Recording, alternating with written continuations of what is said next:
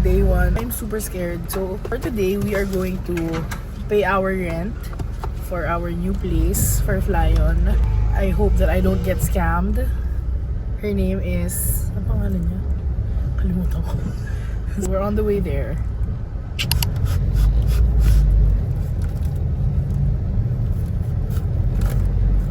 Day 2 of Operation Flyon. Day 2 of Operation Flyon. We're still with Harold and gumawa na tayo na sa'yo nating kape kasi late na si Harold. We're going to church to bring my computer there. And then, punta tayong unit. Kasi mag-ayos na tayo. We are in the grocery for some cleaning stuff that I don't know all. Muna natin to. Feel ko mamaya pa sila hapon.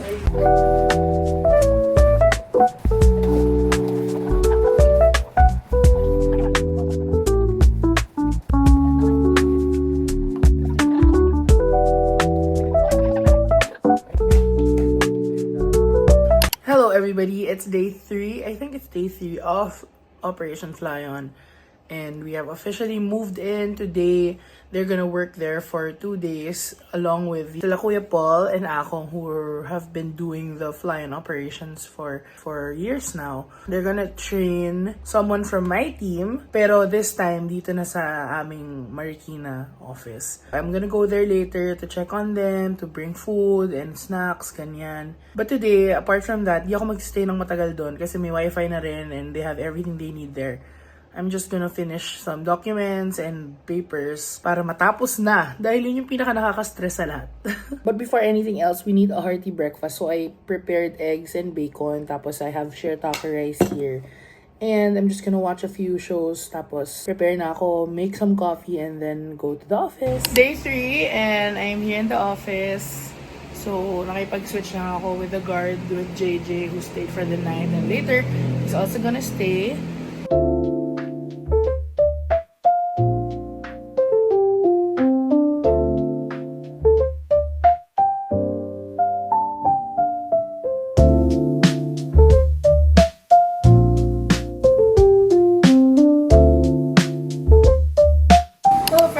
Day 4 of moving in.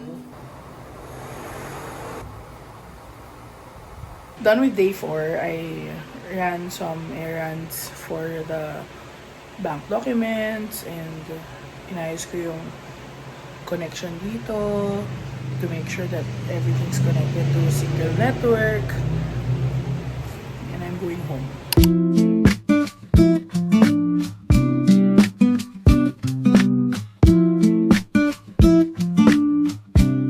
Hello friends, it's day 5 of our Operation Flyon. But before heading to the warehouse, magre-rehearse muna tayo. Pero gumising na ako ng 6 kanina kasi kailangan ko asikasuhin yung mga ipe-prepare ni JR na orders because kami lang today, wala yata sila Kuya Paul. I'm not sure yet. Day 6. Hi vlog! So it's June 30 and it's the last day of our transition period, and starting tomorrow we do everything on our own. So hopefully we do it well and we make the business flourish by the help of God. Of course, I really need the wisdom of God. Anyway, yeah, so far sa isang week ko, ang dami ko na agad na experience. I've learned a lot of things. I've experienced new things, learned to do lots of firsts, and made some decisions that I never thought I could make on my own. So, yay me. Anyway, I'm doing it for the plot. Sabi nga ng shirt ko. It's Monday and surprisingly, the workflow today was smooth and hintay ko lang yung sundo ko and then we go tomorrow. Hello friends, it's week 2, day 2 of Operation Flyon and we're officially overseeing this business and ito ang ating unang order. Ang unang order natin ay sa ating friend na si Colwyn. Thank you Colwyn for the support.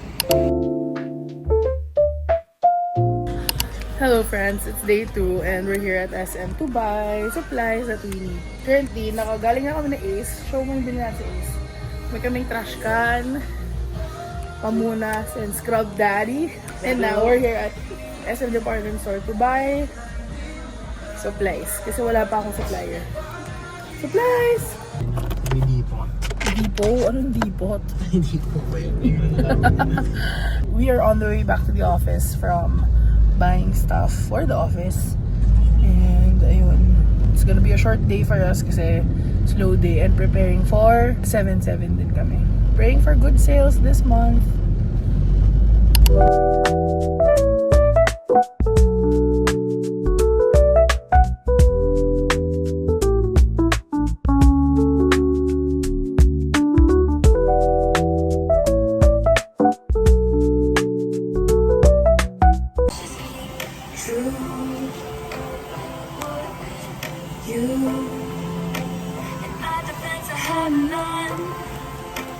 Never leaving well enough alone. Would have been fun if you would have been the one.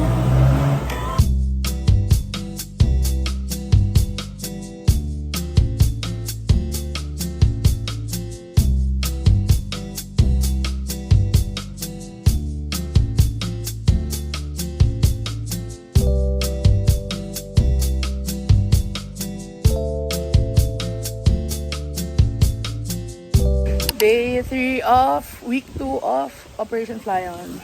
Dami nating bitbit. So, I'm trying to figure out how to make this very old laptop work.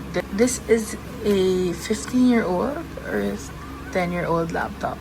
Because my sister used this in senior high school when she was in Mint. And sayang naman, kasi yung PC kong isa nandito din, kaya lang sobrang bulky. So, inisip ko sana laptop na lang. Ayoko naman bumili ng bago. Day 8. 8 or 7.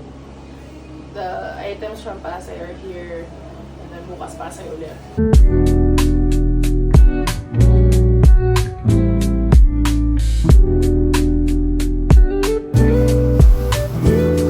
Ay! Walang brand. Welcome to my...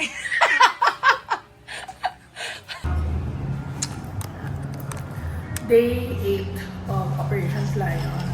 After work, we made a visit here at Better Mondays, just near the office. Feel ko dapat mag-drop by ako every morning. Ano ako, pagka oras na nag-open? 10. Ang late na. Ano oras ka ba? 9? Dapat parang hindi. Hindi na. Inisip ko, dapat parang after Work na. after lunch kasi pwede na ako umuwi.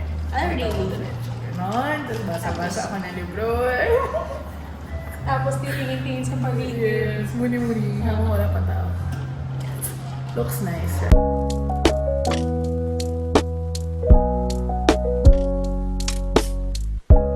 Pero alam mo, super supportive na kay Lenny. Kaya nga nakikita ko minsan ni Instagram. Oo. Kasi kakakamping sila eh. Kala mo Ikaw niya ba yung MMK niya? Lenny? Bredo? Hindi na tumigil. Leandro.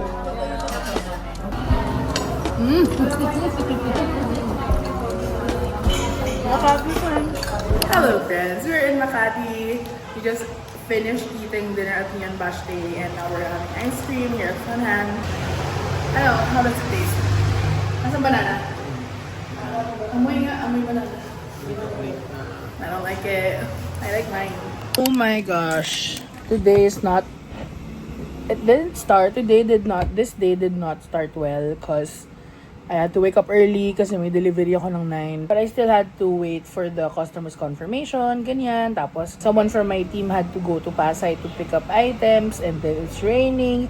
So, traffic. So, nagiging late, nade-delay. And now, I booked a rider for the order. Tapos, nalayo daw siya kasi hindi daw niya nakita. So, like, 20 minutes away siya. And I didn't want to cancel kasi gusto daw niya i-take yung ride. Hi, but... my response to it is worship. Because these are situations na out of my control, na kahit anong gawin kong effort, wala na eh. It's there and I can only respond to it with either getting pissed off, ruining my day as early as 10 a.m. or turning to worship and just putting everything at the Lord's feet. I go with the latter because number one, that makes me less anxious. Number 2, Hindi nakakatulong yung una. Ang ingay pa sa labas. Today is relatively slow. It's 3 p.m. and we're heading home.